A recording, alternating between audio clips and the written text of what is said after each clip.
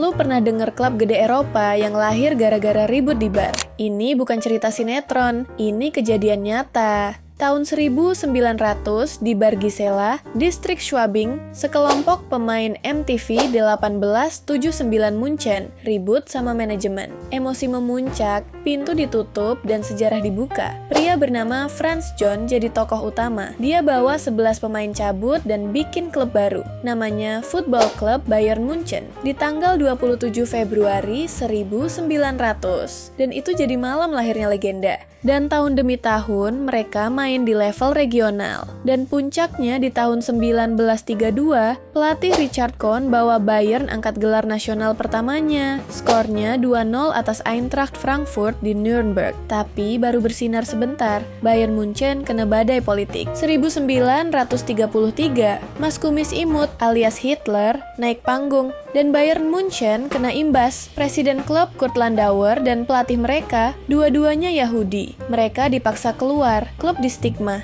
bahkan disebut klub Yahudi. Mereka mulai dikucilkan, tapi pemain-pemain mereka nggak lupa. Waktu main ke Swiss, mereka nyapa Landauer di tribun. Diam-diam, mereka tetap setia pada nilai-nilainya. Singkatnya, perang selesai, dan Bayern masuk Oberliga Süd. Tapi perjuangannya berat. Mereka gonta-ganti pelatih 13 kali. Landauer balik lagi tahun 1947 jadi presiden terlama mereka. Dan tahun 1957, Bayern angkat DFB Pokal pertamanya. Masalah belum selesai. Akhir 1950-an, klub nyaris bangkrut. Tapi industrialis kaya Roland Endler datang jadi penyelamat, stabilin keuangan. Tapi tahun 1963, saat Bundesliga dibentuk, Bayern malah nggak lolos. Mereka cuma ranking ke-6 di rekap prestasi 12 tahun terakhir. Yang masuk malah TSV 1860, rival sekotanya sendiri. Tapi Bayern nggak diem. Neudecker, presiden mereka, dia rekrut Zlatko Tchaikovsky, pelatih jagoan dari Köln. Mereka masukin anak-anak muda kayak Franz Beckenbauer,